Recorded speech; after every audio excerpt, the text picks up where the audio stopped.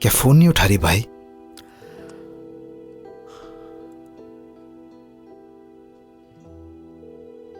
नहीं।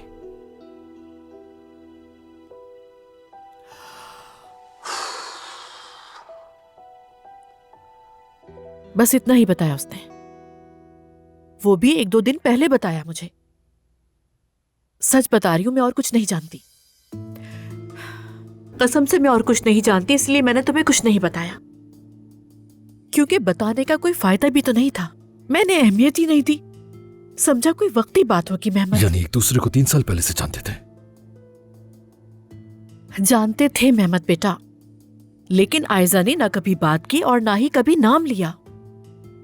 सारी गलती उस उमर नामी आवारा लड़के की है, जिसने आयजा का दिमाग खराब किया। वरना आयजा तो तुम्हें ही चाहती थी।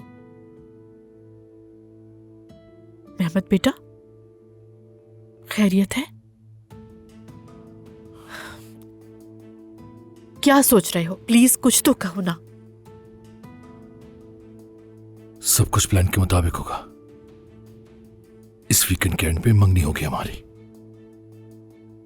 मैं तुम्हारे साथ हूं बेटा, आयजा का दिमाग ठिकाने पर ले आऊंगी।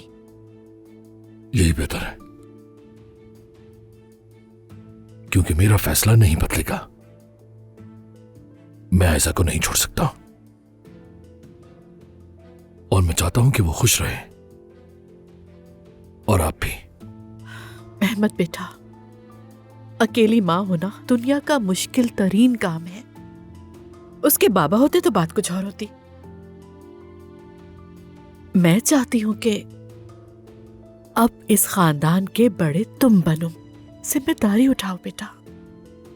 आप फिक्र न करें, सब कुछ ठीक हो जाएगा, जैसा कि उम्र के आने से पहले था। सब वैसा ही हो जाएगा।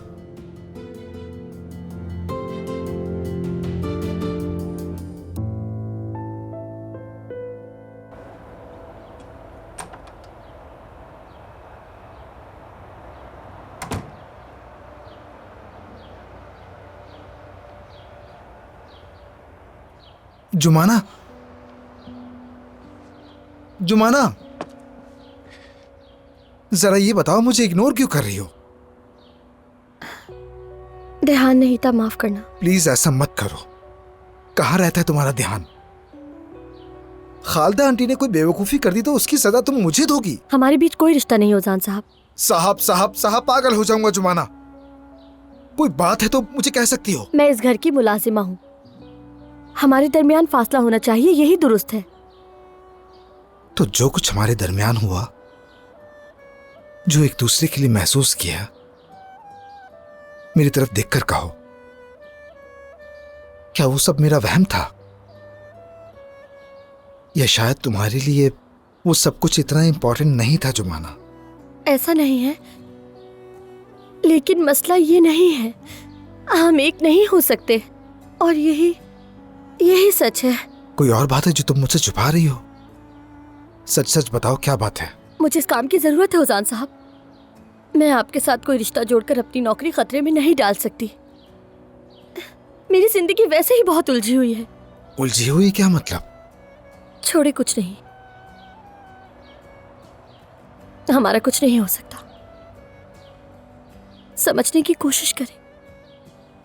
खुदा हाफिज।